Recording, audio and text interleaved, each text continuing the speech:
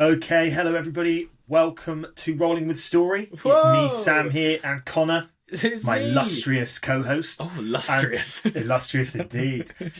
Today we're talking about pacing in Yes. TTRPGs. It's also a thing that is important in films and books as well. We might touch on that. But our main focus today is going to be how you as a dungeon master and as a player perhaps as well can influence the pace of an episode.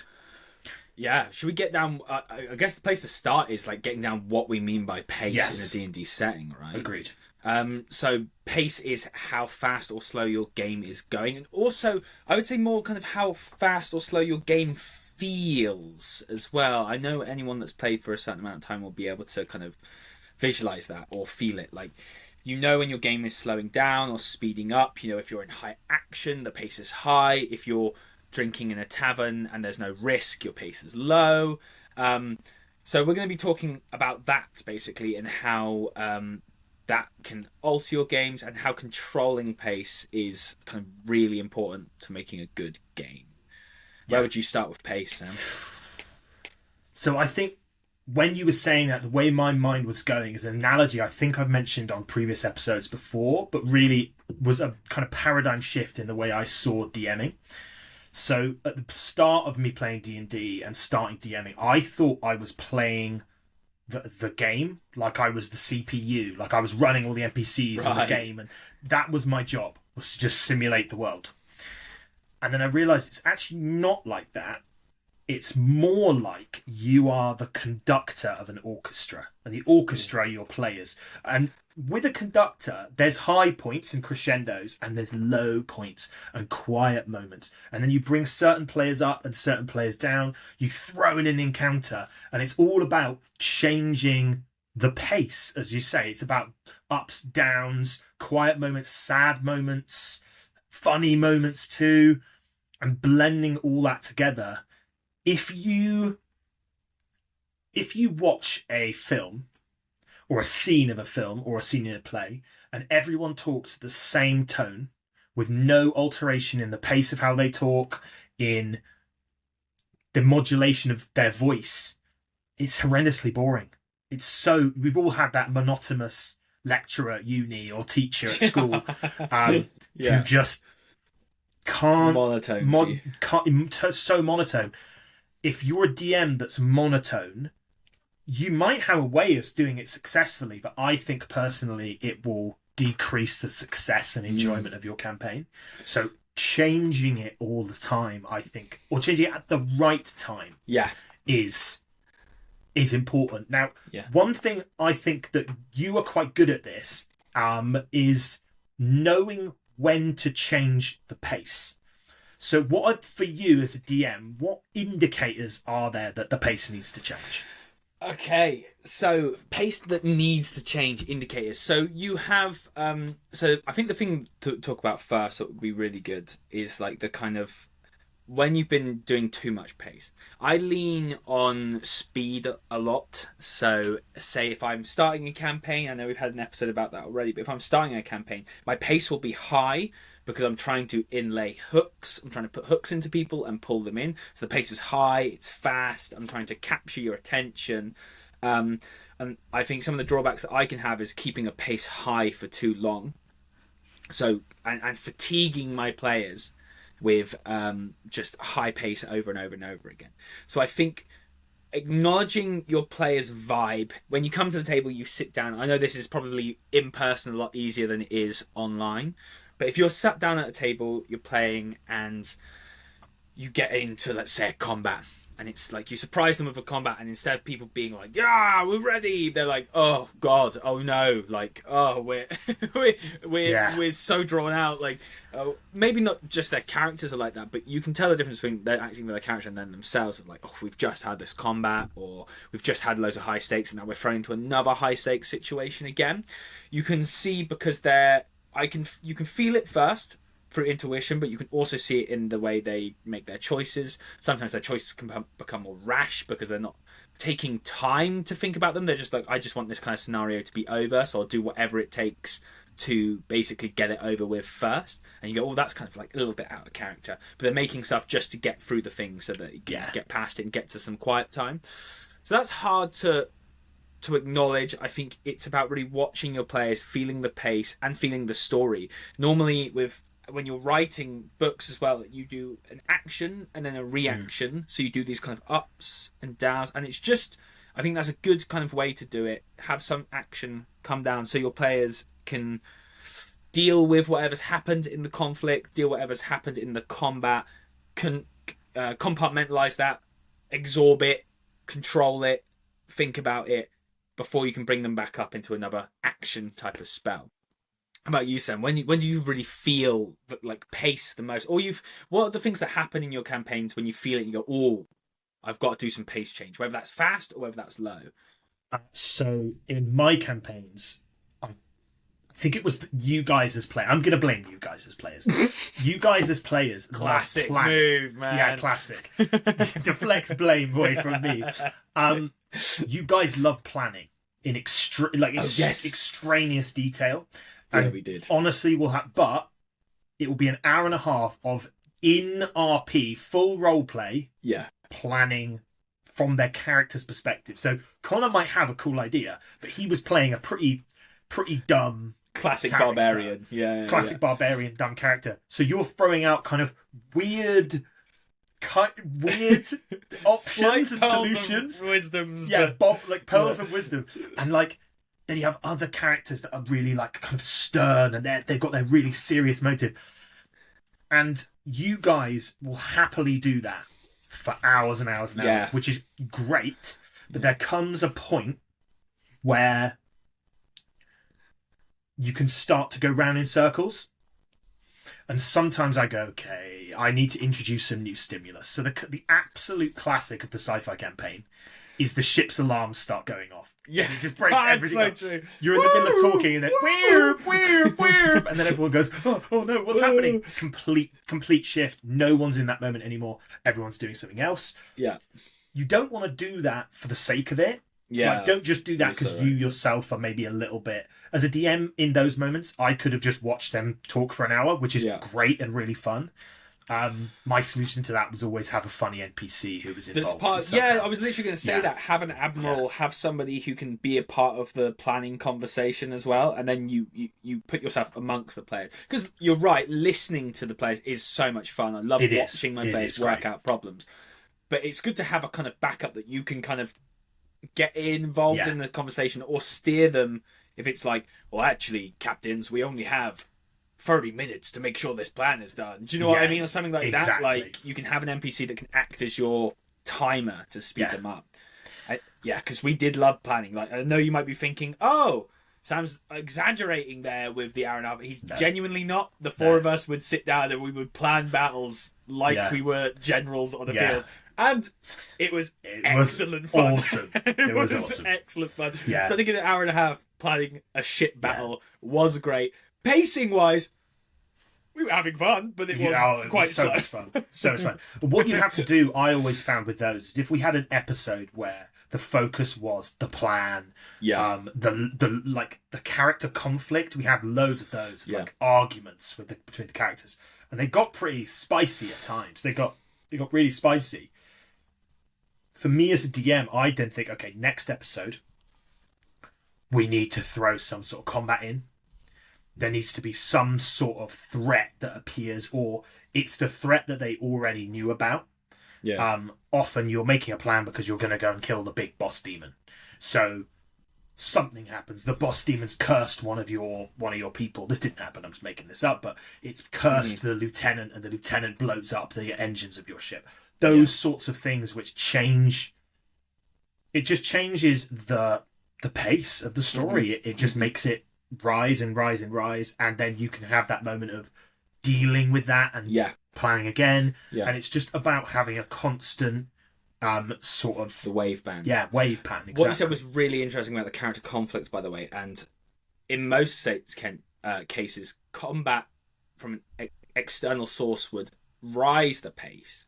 But when you're having character conflict between PCs, that is probably the highest level of pace and conflict you can have, because you're personally involved with somebody else and you're having this debate. So actually throwing in a combat was distracting us from this kind of infighting, which was really high pace, really high intensity, because you're arguing with your friends in not a nice way either, in like quite a grim way. It was savage. Which is really interesting, because I was just thinking about that, going, wow, conflict being used as a kind of distraction or a way to bring the pace away from. Because normally I would use it to heighten the pace instead of slow it, but that case it was lowering it, which is really interesting. Yeah, because that pace, because I would say conflict and giving time for them to the player conflict, giving time for them to not be in conflict after the fight. Because I think fighting together unites a party quite well. So it'd be like fighting each other, external source, fight the external source. We're kind of then okay with each other. We're kind of then like, we'll suffer each other for a little while, and then that'll be all right. Yeah, cool. That was cool. Those moments were incredible. Those points of character conflict were, they were so fun. Now, one thing which can be something that can change pace or slow pace or just send a campaign in a different trajectory is side quests. Interesting, which it is easy to get drawn into but we could do this side quest. And it's the real loot gremlin thing of, guys, but we could get a better magic item. And everyone goes, well, I could use a better magic item. We could take a detour. Yeah. Now, what I always think the DM solution to the side quest is to let them do the side quest, but then there be a consequence as a result of them doing that. We've talked about this before. Yeah, for sure. If there was a big siege at Emberdam, was this big city in my one, it was getting besieged. If you guys had decided to not go to Emberdam early, Emberdam would have been besieged without you there, and you were the thing that swayed the fight. So that would have a consequence for you. You would also have the benefit of having new magic items. Now, our campaigns have been historically... There is quite a clear end game trajectory of the campaign. Yeah, but there's a linearness to it, for sure. But there's routes to get there. Yeah. Now, controlled sandbox, I guess you could call it. A controlled sandbox. Yeah. Do you think side quests can become a problem? How do you view side quests in pace? So this is really interesting, actually, because now I'm thinking about pace. Pace really does. It looks different in different campaigns, because as you were speaking, I was like, okay, well, you could have a genuine side like a sandbox campaign where everything's sandbox, really, and everything's side quests. And could you describe what a sandbox is? So sandbox is like a gaming term. I think it comes from like RPG games, where a sandbox is like a kid's sandbox. There's loads of tools and games, and side quests would be the equivalent of that, scattered around in the sandbox. And you're the little kid that can walk around and play with whatever you want to play with. So it's not a linear story. It's a sandbox where you can pick up and drop whatever quest or storyline you want to play with.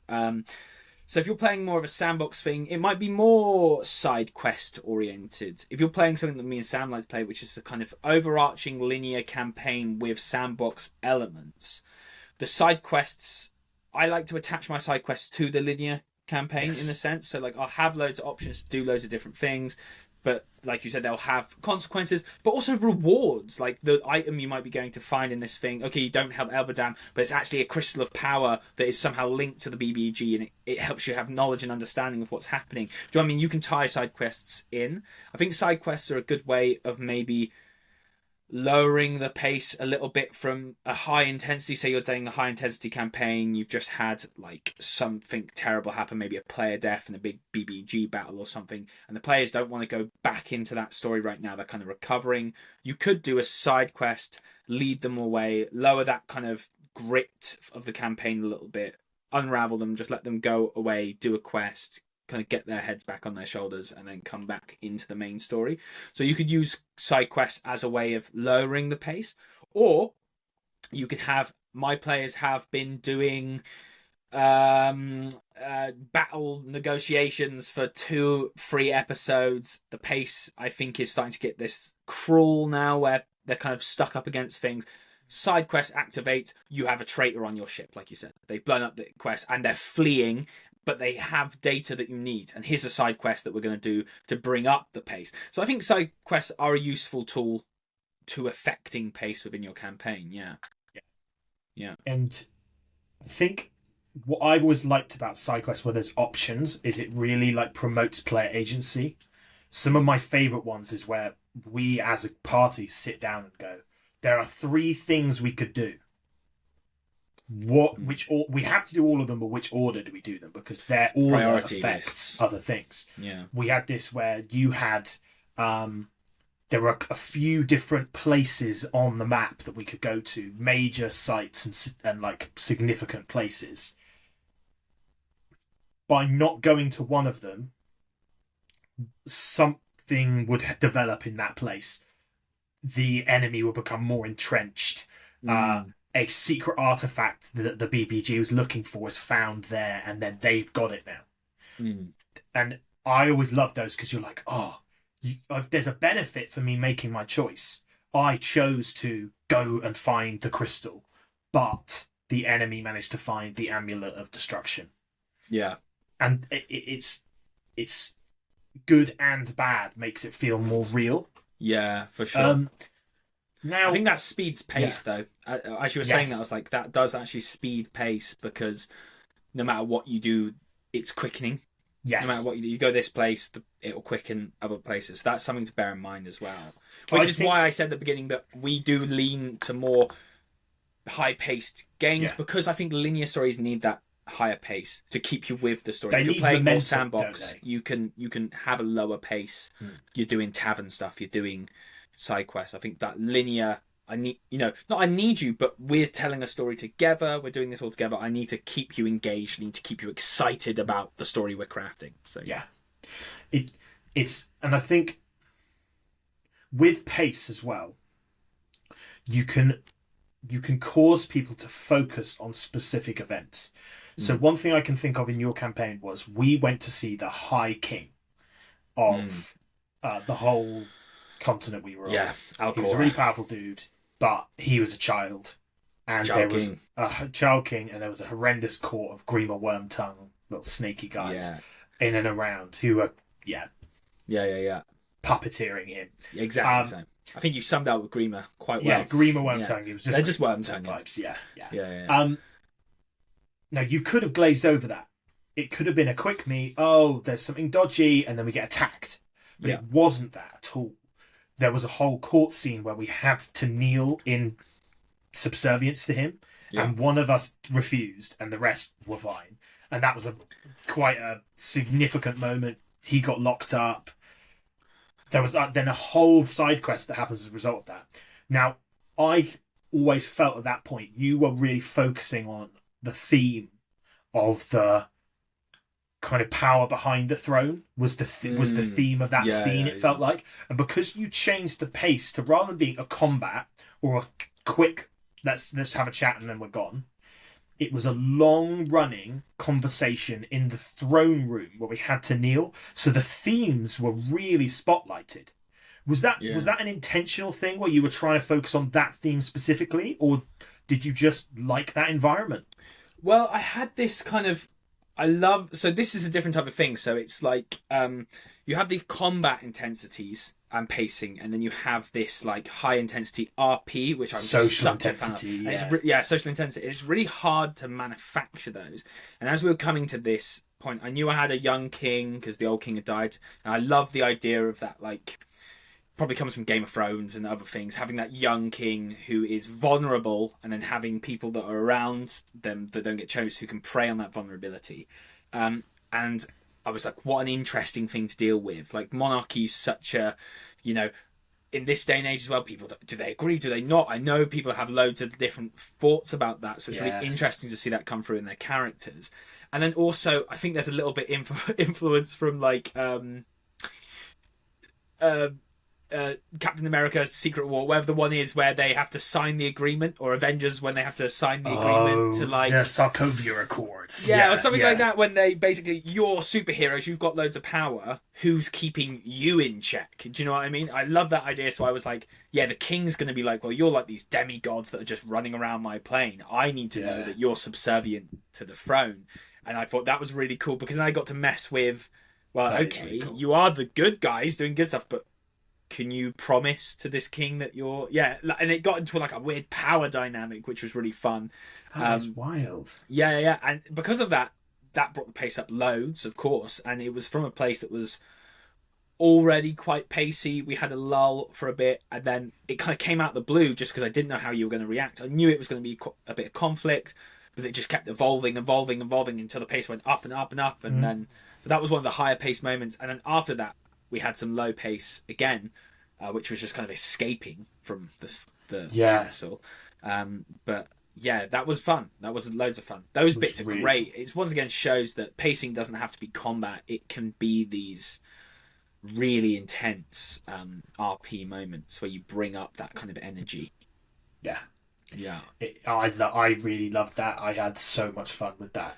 Those scenes. They're tough, aren't they? Right. Those like social encounters where you're like, oh well, the king has all this power, and we might be able to win, but we're not going to be the good guys if we kill the king of the land and all of his servants. Like, we won't be the good guys anymore. So how do we like navigate? Yeah, that was staying tough. the good guys. That was tough. Lots of fun. Yeah.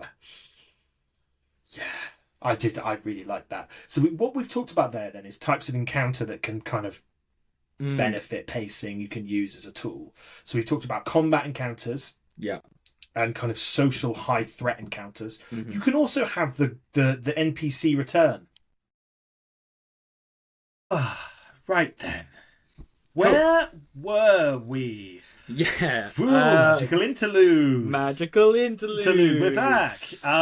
We were talking about how we can use downtime activities to control. Oh, yes. Because we talked about high intensity, also talking about RP and battles, but how can we use low intensity, and how does that kind of work, basically? So, you can't quite say to your team, we're going to do... a slow episode today, and you're going to sit around a campfire and you're going to discuss stuff, and you'll do that. So how do you slow the pace down? How do you do that? How would you do it, I guess? So we've just had a big fight. We've just done the king scene. We've escaped. What's next? What's now? Okay, so what I'm going to say here is probably despised by DMs the world around and loved by players, which is the shopping trip. Oh, the shopping trip is the worst thing as a DM ever, because you have to just make up arbitrary numbers for the cost of stuff and items and stuff. But there's never a normal tavern keeper either. No, is there? exactly. And there's always the wacky tavern keeper, the wacky shop owner. Our guy was called Will Green, who is this kind of like prim and proper, like, he was kind of chill though. He wasn't like salesman. No, he was a nice dude. He was a and nice dude. We just loved him. We just absolutely loved Will Green. Yeah, it's true. Those are they're slow, because basically it's one person is going, hey, I want this, and everyone else is just wandering around the shop. There's no stakes, is there? There's no stakes, but the party do love it. Now, slightly higher on the end of increasing stakes a bit is crafting. Oh, crafting can be very, very good, because people are actively like, oh, I'm making rolls. So there's That's a stake. cool. There's something I'm doing potion here. There's time. a stake. Exactly. Cool. Yeah. You get something back, which is really they get the potion, they get the dagger. Now, even higher than that, because we did nothing in half measures in the epic fantasy campaigns, and the ore forged items were high stakes, high intensity, and crafting. They became, what was they? Heralgramite. In the second campaign. Can you explain what the ore forged Heralgramite process was to give that some kind of context? Yeah. So it was very much, I loved crafting. Crafting doesn't have too many rules, I don't think. People have made lots of add-on rules which are cool, but which good. Vanilla 5e. So, but we had a blacksmith dwarf in our group. We've talked about him before, and it was how can I make this person's ability, being a blacksmith, part of the campaign. I've been wanting for a while to give people the ability to craft awesome items. There's nothing better than like pulling Narsil out of the Elven Forge and the blade still being alight and it like cooling, and you're like, whoa, this is Narsil, Flame of the West. I've made this legendary sword. And I wanted to try and capture that. So with Warforged, that's what we did. It was kind of like a weird mix between Dragon Ball Z, where everyone would be like, "Wah!" and like summon up their power, "Wah!" and then they would somehow affect the forge, or they'd cast lightning. One of us was like a lightning angel and pull down lightning from the sky, and it would hit the blacksmith's hammer as it forged the sword. And it was really fun because people could be kind of creative and part of this legendary item making, which involved everyone, and each time it was done there would be a crazy weapon that would come out of it and everyone would be like, whoa. It kind of works like the ascension items, which I think Critical Role do, which is they level up every time you get to a certain bracket. Yes. But these ones were every time you got a special item, it was something that could be crafted. It would like vibrate like a Witcher medallion, and Herolgrim would know that this was part of one of the weapons, and it would upgrade them. And it was cool because then I could give those as items for the end of bosses. You beat the boss and they would have a chunk of this special ore, or they would have a powerful angelic relic, and you then use these things to make the weapons better, which was really fun. And that was actually, now you brought it up, you're right, it was a slower, non-stakes part of the campaign where you would do this massive fight and then you would get one of these items and go, oh, cool. Now for the next half hour, we get to just make a cool crafting sequence where we have to find the awesome forge somewhere. You always had to find a cool forge to do it in. It couldn't be some average blacksmith forge. It had to be like some crazy forge. So you would teleport somewhere around the world to find one of these forges and then make a nuts weapon. It was cool, yeah. And just lowering the pace. So we're kind of getting to the point of like stakes, I guess, is a way to really manage pace. Yes. High stakes means your pace is quite fast and there's a lot going on. You'll be burning your players' kind of resources, and then low stakes, you're relaxing your players. They don't have to make as many decisions, and you're kind of lowering it. Yeah, which is quite cool. There's some things that I did note down in the interlude, which was a good way if your pace is slow and you're doing lots of travelling, cut the travelling. Yeah. Cut all that stuff out. There's bits that you can cut, unless you're running some realistic travel campaign. You can cut bits like that. So, okay, we're travelling for 3 weeks. Whoop! You're there! but you could also be like, is there anything anyone wants to talk about? That's how I would do it in my campaigns. So I'd have these travel parts, and then I'd have moments where it was like, does anyone have anything to say, or RP? Has anyone got anything and that would be a time where someone who may have wanted to approach a character and hasn't had time to do it could go, oh, we've got some downtime. I am going to approach Sam's character and talk about what I've wanted to talk to them about for a couple episodes now. So having those moments to encourage time, that was really good. I got to let my cat out. Okay. Yeah, you go. Yeah. Yeah. I personally think, travel can be a real lull. Yeah. There's someone who, I can't remember who was telling me about this, or whether I saw it on a YouTube video or something.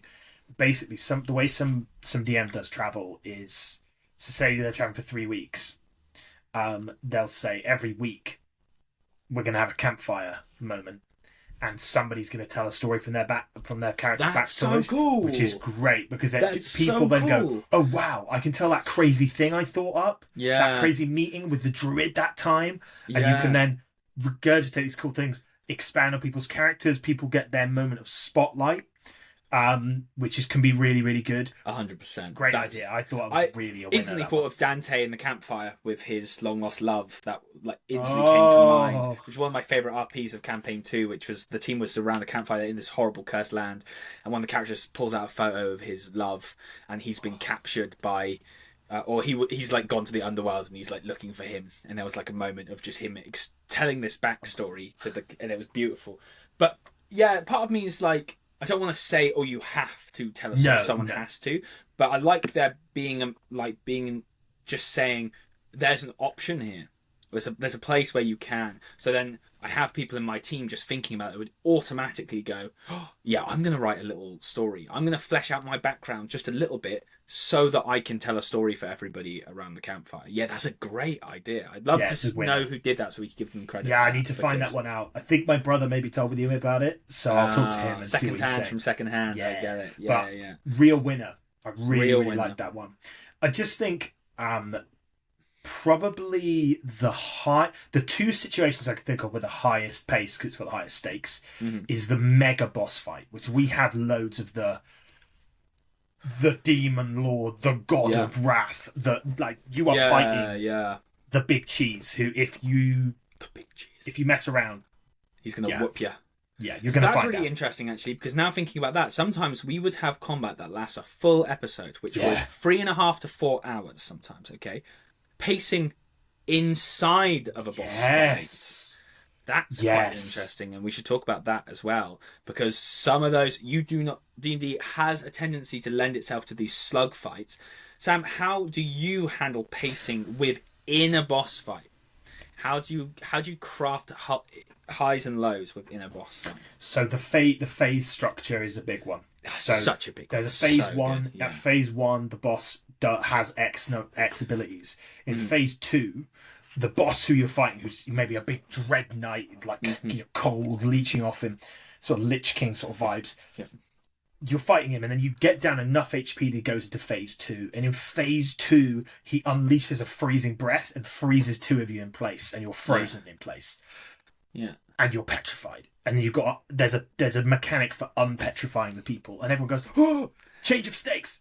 Oh my god, we can't just slug fight this guy. We've now got to get our friends out, or they're going to be permanently petrified in 3 turns. Yeah. And everyone's like, oh, that is super scary. Super scary. I think you knocked it on the head there with the changing the stakes. I think that's so right. You can use phases to go like, okay, the boss has changed so much that now you have to adapt. And that adapting changes the stakes, changes what's happening. So if you're going like, okay, so the first part is just a slugfest. We're beating AC. We're maybe knocking down a couple of his summons, so forth, so forth. Next thing, his AC goes up, but he summons these pillars, and these pillars actually, when they're beaten, they lower parts of him lower than they would in the first phase. So we have to change tactics. We have to aim for other things. These things help alter the boss. Exactly that. Using these phases to change the tempo, like you can. And then the last phase, I always love my last phase as just being a weird, like, it's all nuts now. The damage is ridiculous. The AC's really low, so you can kick the rubber out of the boss, but he's gonna kick the rubber out of you as well. And so using phases is just so good. I brought it in from World of Warcraft, which I used to play a lot of, and it's worked so well for bosses. I can't get enough of it, really. It just keeps those big long boss fights really adaptive, really. I also think, don't be afraid to change the location. So many of my boss fights are like on a tower, and then everyone falls off the tower and they're flying in the air and they're fighting while he's falling, or they're like, some of them would be like, I'd shatter the ground and there's floating islands and you have to get across the islands to fight different people. Like, using phases, but also using the lair as a phase as well, and breaking the lair apart, changing the cosmology of the place. I don't know, you know what I'm saying. I did one of those late on in my Cyberpunk campaign, which was Anya Anatol, the Vampire Queen, and in phase 2, or I think phase 3, she grabbed one of you and flew through the hull of the ship and then landed on the surface. You're all fighting in the cold of space. Oh, yes, I remember. Everyone's making con saves, and if you fail it, you have to make a death save because of the crushing weight of space, which was very, very gnarly. Was cool. And it changed. Everyone was like, right, we have to kill her ASAP, because if we don't, she's going to freeze us to death on the ship. Yeah, and it became like, I can't remember what obstacles were in the way, but we were trying to get through the ship to get to them, and the obstacles became like, we were like battling with the obstacles to get there in time to save that one person that had been isolated from the group. So it felt like you were doing one of those like space missions when you're like pulling yourself through like a hole in the ship, and you're like knocking things out of the way, other guys trying to grab you and slow you down, you're like fighting them off as you're trying to get to like your boss to save the friend. So the friend gets the moment where they're one-on-one with the boss and they get some like crazy showdown, and everybody else is having this like mad kind of spree and fight through the ship to get to them, and that completely alters the pace once again. Kind of puts one person in the and then puts the others in kind of rescue mode, which is really fun. Yeah, that's great. Chase scenes as well. Chase scenes Scenes are great because everyone's running. And there's always someone who's fastest, and there's always someone who's slowest. Yes. And the slowest person is sweating, and the fastest person's like, "Oh no, I've got this." And then suddenly out of nowhere, a trap springs, and the fastest person's stuck. And everyone's like, "Oh, do we keep running? Do we go back? Like, what do we do?"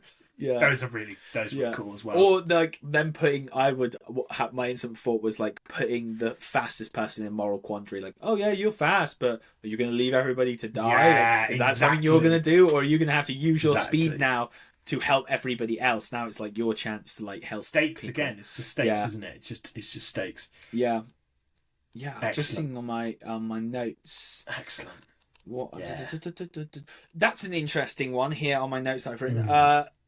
Using pace at the end of sessions to encourage comebacks. So ending on cliffhangers. Yeah, cliffhangers. Ending on cliffhangers. Not result. Sometimes I love to do that. I'm a big fan of the cliffhanger, like ending a note on like an appearance of the BBG, or ending the note on, "Oh, this thing is something. Find out next week," and everyone be like, "No!" Like, "Oh no, we have to wait a whole week." Those are so good for like keeping. But those I found out when I did loads of them, that also leads to fatigue. So you can't do one every week, but definitely try and incorporate them. They're really great. I love those. The best moment as a DM is when you've laid a good cliffhanger and your players are so excited to get back at the table. There's nothing better than that. Like for us, it's online, so people are logging into the Discord and people are just chatting about what happened last time, or really excited to play. Bliss. That's so good. And you can craft those with really cool. Don't be afraid. You don't have to explain everything in the episode. You can go, "Here's something. Oh, there's 20 minutes left. We'll end it here," and I don't want to ruin the start of it with just so little time. We're going to end it here, and we'll come back to it next episode. Yeah. That is that's always good. The cliffhanger is a winner, but like you say, don't overuse the cliffhanger, because people can be like, but tell me what it is. I want to know. It's particularly harsh for the lore monkeys like myself, where I want to know and write down what everything. It is in my Wikipedia page notes. So like, I want to know exactly what it is. But they're so good because you then go, "Oh," and you spend the week going, "Oh my god, that person who appeared. What if they're this? Or this? What if they're them? Oh my god, that would be crazy." Super cool. Super cool. So kind of like final notes is pace should always be on the faster side. I think it should always be on the intense side.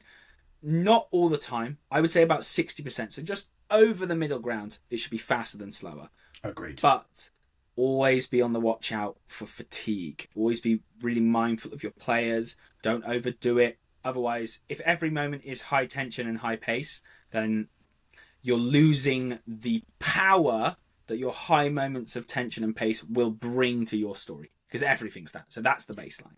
You need those moments of slow and medium pace to make your higher pace moments stand out and really cement in your players' minds. It's variety, isn't it? I think variety is the spice of life.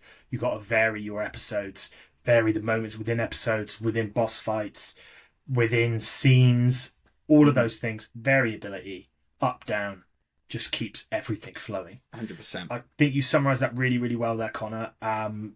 Nice one. I think finally the main thing I'd like to say now is just thanks to anybody that's joined us. Thank you for listening. We're really enjoying watching our channel grow and people taking interest. We'd love it if you could like, comment and subscribe. Come and join us for next episode would be amazing.